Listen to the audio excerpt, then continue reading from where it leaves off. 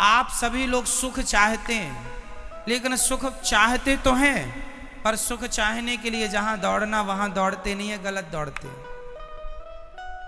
हमारे शरीर में दो चीजें हैं, एक शरीर है, एक आत्मा है। थोड़ा सा 5 मिनट का समय लेके मैं ये प्रश्न आपको उठाऊं और बहुत अच्छी बात आज आपको बता दूं, आपके बहुत सारे डाउट्स क्लियर भी हो जाएंगे। सुनो, हमारे शरीर और आत्मा अलग है, ये तो हम पहले भी आपको 1000 बार बता चुके हैं। आगे सुनो इससे।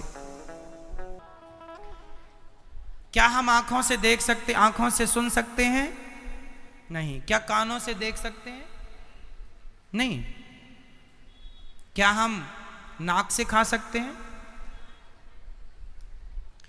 समझो, ईश्वर ने सब चीजें अलग अलग बनाई हैं। देखने के लिए आंखें हैं, सुनने के लिए कान। आंखों से सुन नहीं सकते, कानों से देख नहीं सकते, अलग है ना। उसी प्रकार शरीर का सुख है संसार। शरीर का सुख क्या है? संसार क्या है? शरीर का सुख। गाड़ी, बंगला, पत्नी, पुत्र, परिवार, ये कहां का सुख है? शरीर का। अब रही आत्मा की बात, तो आत्मा का सुख किससे है?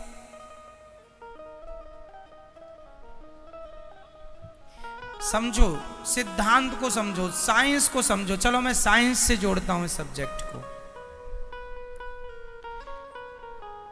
आप किसी भी वस्तु को ऊपर से छोड़ दीजिए, वो पृथ्वी पर जाके गिरेगा। साइंस कहता है गुरुत्वाकर्षण पृथ्वी में है।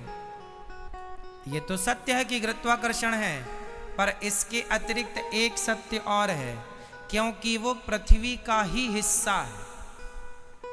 इसलिए अंश अपने अंशी की ओर भागता है। अंश हमेशा किसकी ओर भागेगा? अंशी की ओर। जैसे ये पुष्प, ये किसका अंश है? ये पृथ्वी का अंश है, क्योंकि पृथ्वी से पेड़ बना, पेड़ पर ये पुष्प खिला। तो कुल मिला के, और ये आप रख दो, आप 2-4 दिन, 1 हफ्ता, महीने भर रख दो, ये अपने आप माटी हो जाएगा। कुछ ना करो, माटी हो जाएगा ये अपने आप, हाँ या ना। तो ये किसका अंश हुआ? मिट्टी का।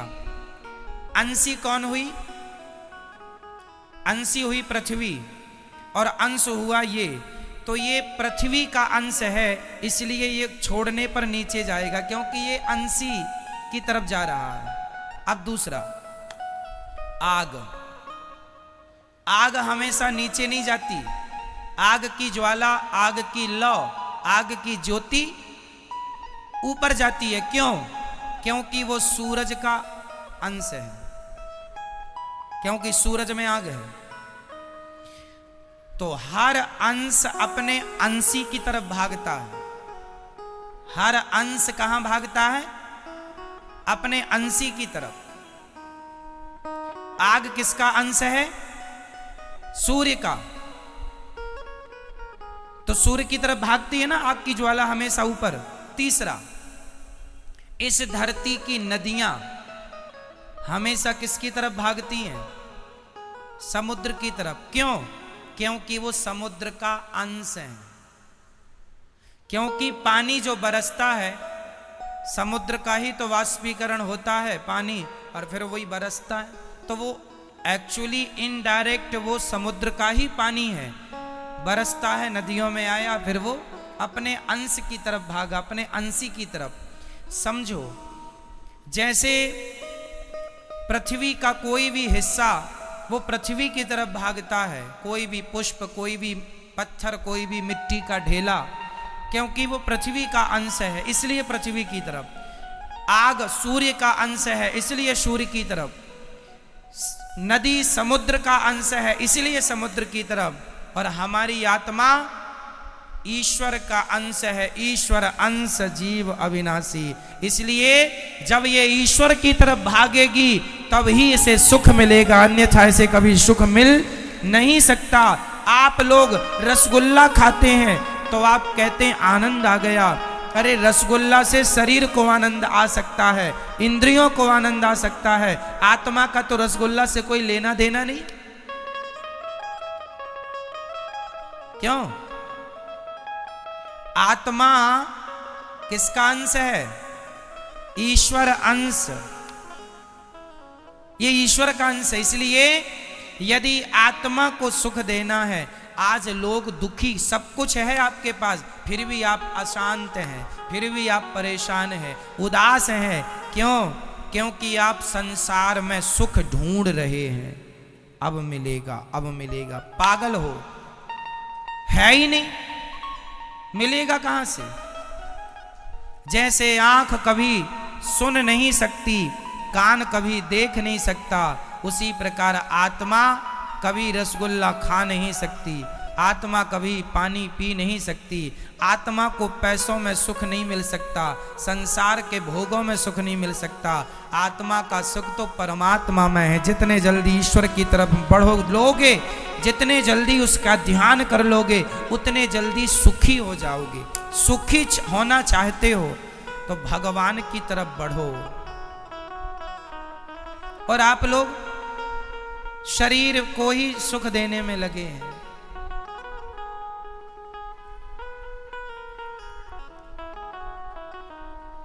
शरीर, इसलिए शरीर जो है ये संसार की तरफ ले जाता है आपको।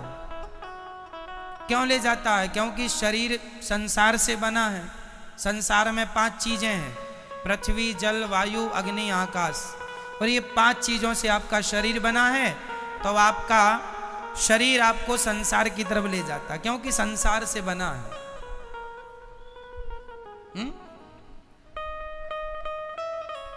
आपको आंख अच्छा अच्छा दिखाना चाहती है, इसको आप देख रहे हैं, आपको सुख मिल रहा है, पर यह सुख क्षणिक है।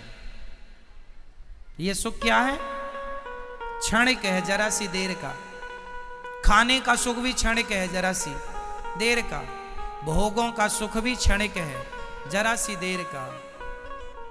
आप जरा सी देर के सुख के पीछे सारी जिंदगी लगाए हैं।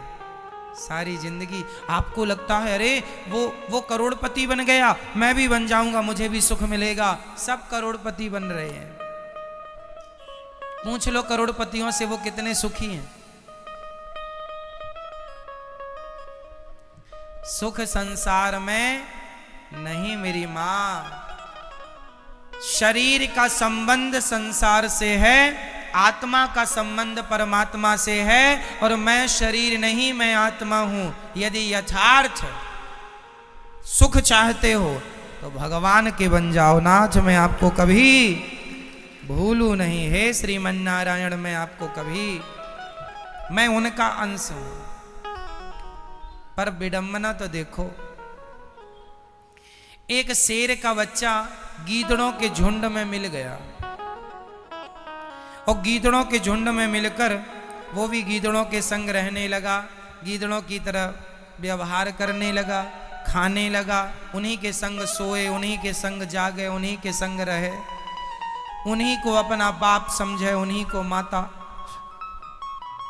एक दिन शेर आया और शेर ने देखा कि मेरा कोई अपना आदमी